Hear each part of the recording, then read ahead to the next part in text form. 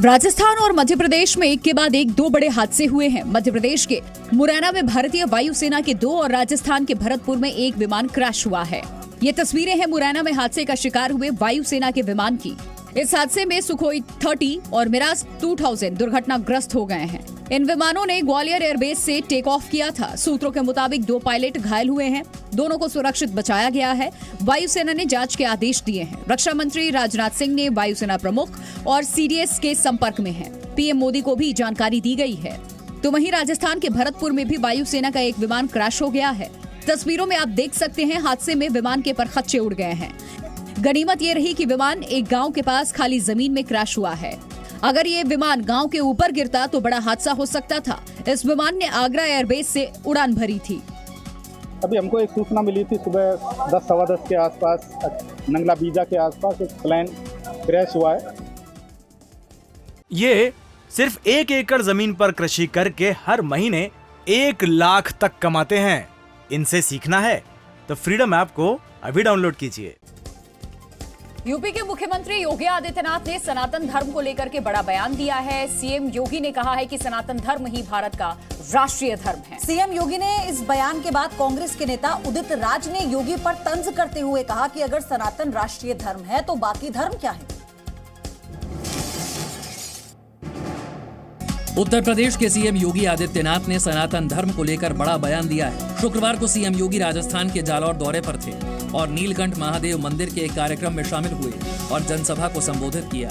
CM योगी ने अपने संबोधन में कहा कि सनातन धर्म भारत का राष्ट्रीय धर्म है। निजी स्वार्थ से ऊपर उठकर हम राष्ट्रीय धर्म से जुड़ते हैं। साथ ही सीएम योगी ने कहा कि 500 वर्ष बाद प्रधानमंत्री मोदी के प्रयास से राम मंदिर का निर्माण हो रहा है। आज भारत का राष्ट्रीय मंदिर भगवान राम के मंदिर के रूप में स्थापित हो रहा है। हमारा सनातन धर्म भारत का राष्ट्रीय धर्म है। योगी आदित्यनाथ के इस बयान पर कांग्रेस नेता उदित राज ने निशाना साधा। उदित राज ने तंज करते हुए कहा कि योगी आदित्यनाथ ने सनातन धर्म को भारत का राष्ट्रीय धर्म बता दिया, मतलब अन्य धर्म खत्म हो गए। क्या मतलब है कि सिख धर्म, जैन धर्म, बौद्ध धर्म को कहाँ स्थान मिल रहा है इस पर। अंधविश्वास को बढ़ावा देने के आरोप में घिरे बाबा धीरेन्द्र शास्त्री उत्तराखंड के दौरे पर हैं। उन्होंने सभी साधुओं को यज्ञ के लिए न्योता दिया। बाबा धीरेन्द्र शास्त्री ने देवभूमि उत्तराखंड से अपने विरोधियों पर भी जमकर हमला बोला है। चमत्कार के दावों की वजह से चर्चा में आए पंडित धीरेन्द्र शास्त्री इन दिनों उत्तराखंड दौरे पर हैं। वो देवभूमि में रहने वाले साधु महात्माओं को बागेश्वर धाम में होने वाले यज्ञ के लिए न्योता देने आए हैं। एक वीडियो के जरिए बागेश्वर धाम सरकार ने विरोधियों पर निशाना साधा। सनातन का झंडा गाड़े रहिए, कायदे में रहेंगे तो फायदे में रहेंगे। धीरेन्द्र शास्त्री इन दिनों सनातन धर्म का झंडा बुलंद करने की बात करते हैं। वो हिंदू राष्ट्र बनाने की बात करते हैं। उनकी इस यात्रा को सनातन धर्म के संतों को अपने पाले में लाने की कवायद के रूप में देखा जा रहा है। बागेश्वर बालाजी के चरणों की कृपा से, सन्यासी बाबा की कृपा से जो यज्ञ होने जा रही है उसमें सभी स्थानों को, तीर्थों को, संत महापुरुषों को आमंत्रण देने के लिए हम निकले हैं। पिछले कुछ दिनों से बाबा बागेश्वर सुर्खियों में है। अंधश्रद्धा उन्मूलन समिति का आरोप है कि वो अंधविश्वास फैला रहे हैं, लेकिन बाबा खुद ये कहते हैं कि वो कोई चमत्कारी पुरुष नहीं है, बल्कि सनातन परंपरा का पालन करते हैं और भगवान बालाजी के भक्त हैं। समाजवादी पार्टी के नेता स्वामी प्रसाद मौर्य का एक बार फिर विवादों से पाला पड़ा है। अब स्वामी प्रसाद मौर्य ने साधु संतों को लेकर के विवादित टिप्पणी की है। स्वामी प्रसाद मौर्य के इस बयान का संत समाज ने विरोध किया और बीजेपी ने अखिलेश यादव की चुप्पी पर भी सवाल खड़े किए। पूर्व मंत्री और समाजवादी नेता स्वामी प्रसाद मौर्य रामचरितमानस पर की गई टिप्पणी के बाद अब साधु संतों के बारे में दिए बयान पर घिर गए हैं। स्वामी प्रसाद मौर्य ने साधु संतों को लेकर आपत्तिजनक टिप्पणी की। मंत्री मनोज कुमार पांडे ने ट्वीट किया है, जीव और सिर काटने का फरमान न जारी कर सकता है, न इनाम घोषित कर सकता है। और किसी ने अगर ऐसा कहा है तो मैंने देखा कि यही धर्माचार्य लोग, जब किसी दूसरे समाज, दूसरे वर्ग और दूसरे मजहब का कोई व्यक्ति यही बोलता, तो यही लोग सबसे आगे आते हैं उसको आतंकवादी करने के लिए। स्वामी प्रसाद मौर्य के दिए बयान को लेकर संतों ने नाराजगी जाहिर की है। अयोध्या में राम जन्मभूमि के मुख्य पुजारी आचार्य सत्येंद्र दास ने कहा कि स्वामी प्रसाद मौर्य पागल हो गए हैं। पागल की जगह या तो जेल है या फिर पागल खाने में होती है। स्वामी प्रसाद मौर्य की मानसिकता ये है, जल्लाद की है, राक्षस की है, पिशाच की है। बीजेपी ने भी स्वामी प्रसाद मौर्य के बयान को लेकर अखिलेश यादव की चुप्पी पर सवाल खड़े किए हैं। वहीं आज भारत जोड़ो यात्रा में पीडीपी की प्रमुख महबूबा मुफ्ती भी राहुल के साथ कदम से कदम मिलाकर चलती नजर आई। तो वहीं राहुल की सुरक्षा में चूक को लेकर के खड़गे ने भी शाह को चिट्ठी लिखी है और इस मामले में हस्तक्षेप करने को कहा है।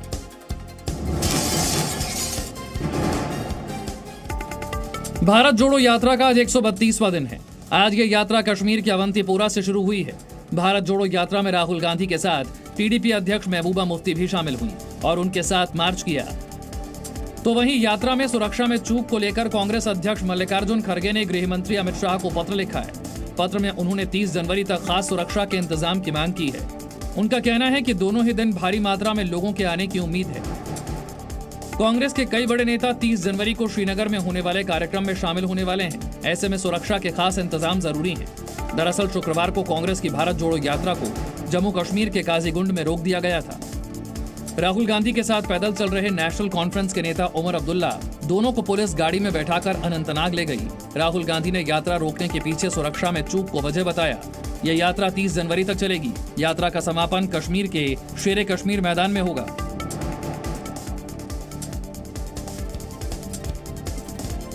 कर्नाटक में आगामी विधानसभा को लेकर के बीजेपी ने अपनी तैयारियां शुरू कर दी है। बीजेपी के कई बड़े नेता लगातार कर्नाटक के अलग अलग हिस्सों का दौरा कर रहे हैं। आज केंद्रीय मंत्री अमित शाह कर्नाटक के दौरे पर हैं, जहां वो रोड और जनसभा को संबोधित करेंगे।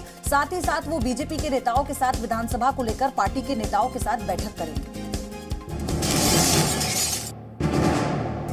केंद्रीय गृह मंत्री अमित शाह आज कर्नाटक के दौरे पर हैं। कर्नाटक में अमित शाह ने हुबली में केएलई सोसाइटी के बीवीबी इंजीनियरिंग कॉलेज में एक स्टेडियम का उद्घाटन किया। इस कार्यक्रम में उनके साथ सीएम बसवराज बोमोई और केंद्रीय मंत्री प्रहलाद जोशी भी मौजूद थे। कार्यक्रम को संबोधित करते गृह मंत्री अमित शाह ने मेक इन इंडिया का जिक्र करते हुए कहा कि प्रधानमंत्री ने देश को आगे बढ़ाने के लिए मेक इन इंडिया को बढ़ावा दिया है। मोदी जी ने मेक इन इंडिया का नारा देकर 2015 से लेकर आज तक समग्र भारत को समग्र विश्व में उत्पादन का एक हब बनाने के लिए ढेर सारी एक्टिविटी की है। अमित शाह आज विभिन्न कार्यक्रमों के साथ साथ बीजेपी नेताओं के साथ अहम बैठक करेंगे। शाह कर्नाटक के हुबली, धारवाड़ और बेलागवी में पार्टी द्वारा आयोजित एक रोड शो के साथ विभिन्न कार्यक्रमों में भाग लेंगे। अपनी यात्रा के दौरान गृह मंत्री बेलागवी जिले के कित्तूर विधानसभा क्षेत्र में एक जनसभा को संबोधित करेंगे। बिहार और झारखंड में मूर्ति विसर्जन के दौरान हंगामा हो गया। बवाल इतना ज्यादा बढ़ गया कि लोगों ने पुलिस पर ही हमला कर दिया। हमले में कई पुलिस वाले भी घायल हैं। जामताड़ा में जहां लोगों ने हंगामा रोकने आई पुलिस पर ही पत्थरबाजी कर दी, वहीं नालंदा में 2 गुटों के बीच में फायरिंग की घटना भी सामने आई है।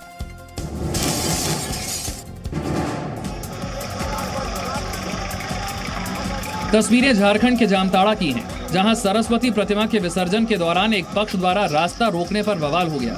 विवाद इतना बढ़ा कि दोनों तरफ से पत्थरबाजी शुरू हो गई। हालात संभालने के लिए पुलिस भी मौके पर पहुंची, लेकिन दोनों तरफ की भीड़ उग्र हो गई। गुस्साए लोगों ने पत्थर चलाने के साथ ही एक दूसरे पर लाठियां भी बरसाई, जिसमें कई पुलिस वाले जख्मी हो गए। इस बीच हालात बेकाबू होने पर भारी संख्या में पुलिस बल तैनात कर दिया गया।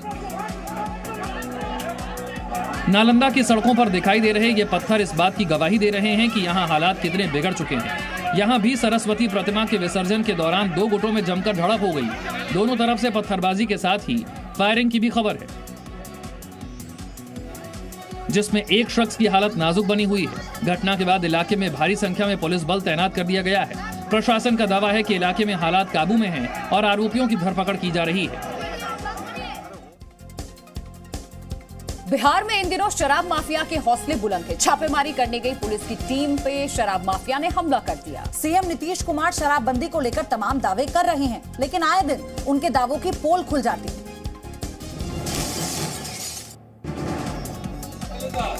बिहार में इन दिनों शराब माफियाओं के हौसले किस कदर बुलंद हैं, इसकी गवाही ये तस्वीरें दे रही हैं, जिसमें आप घायल पुलिस वालों को देख सकते हैं। ये तस्वीरें बिहार के आरा की हैं, जहां अवैध शराब बनाने की सूचना पर छापेमारी करने गई पुलिस की टीम पर शराब माफियाओं ने हमला कर दिया, जिसमें एक इंस्पेक्टर समेत 11 पुलिसकर्मी घायल हो गए। शराब माफियाओं ने पथराव कर पुलिस के 3 वाहनों को भी क्षतिग्रस्त कर दिया। तस्वीरों को देखकर आप अंदाजा लगा सकते हैं यहाँ पर किस कदर के हालात रहे होंगे। पुलिस ने हमले के 4 आरोपियों को भी गिरफ्तार किया है। दरअसल आरा के घाघा महादलित टोले में पुलिस को अवैध शराब की सूचना मिली थी। छापेमारी के दौरान वहां से अवैध शराब की खेप को जब्त करते कुछ लोगों को भी गिरफ्तार किया गया। शराब माफियाओं की गिरफ्तारी से नाराज होकर ये लोग पुलिस का विरोध करने लगे और देखते ही देखते उन लोगों ने पुलिस टीम पर हमला कर दिया।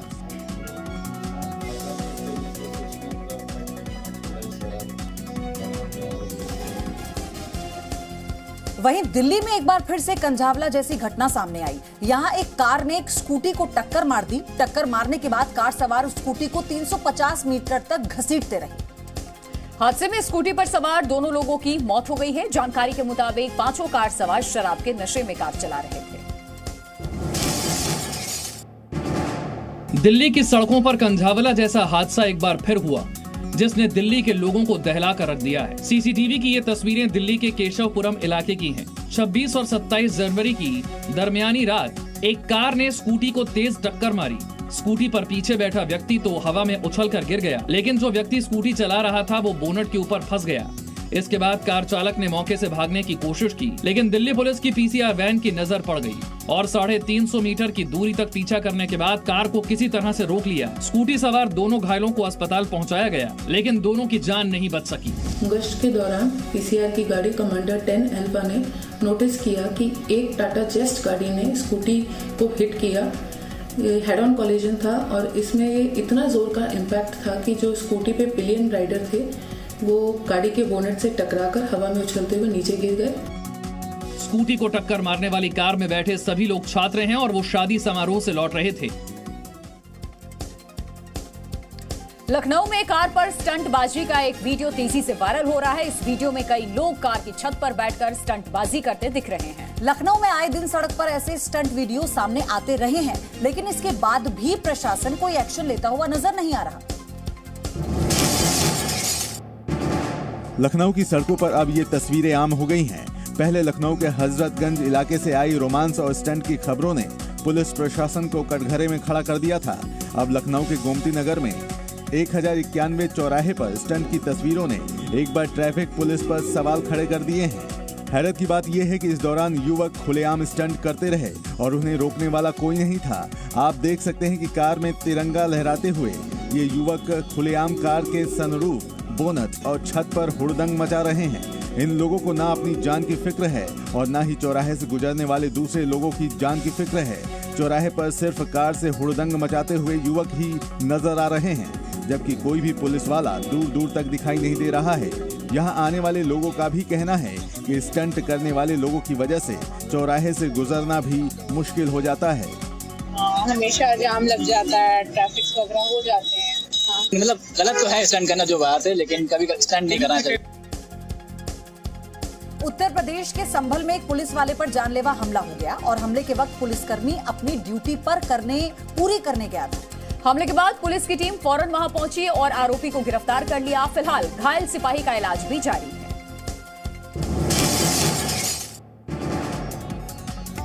उत्तर प्रदेश के संभल में नोटिस की तामील कराने गए सिपाही पर जानलेवा हमला कर दिया गया। सिपाही पर हमला कर पीटे जाने की सूचना से पुलिस महकमे में हड़कंप मच गया। आनन फानन में पुलिस मौके पर पहुंची। आपको बता दें कि पंजू सराय चौकी पर तैनात सिपाही दीपक नौशाद नाम के आरोपी के घर नोटिस तामील कराने गया था। आरोप है कि नौशाद ने नोटिस लेने से साफ इनकार कर दिया और सिपाही के साथ जमकर मारपीट की। किसी तरह आसपास के लोगों ने सिपाही को नौशाद के चंगुल से छुड़ाया। घायल सिपाही का मेडिकल कराया गया है। डॉक्टर ने बताया कि दीपक नाम के सिपाही का मेडिकल किया गया है, जिसके शरीर पर चोटें पाई गई। दीपक नाम का कांस्टेबल है जो कोतवाली संभल का ही सिपाही है, उसका अभी मेडिकल हुआ है, उसको चोटें आई है शरीर पे। ये सिर्फ 1 एकड़ जमीन पर कृषि करके हर महीने 1 लाख तक कमाते हैं।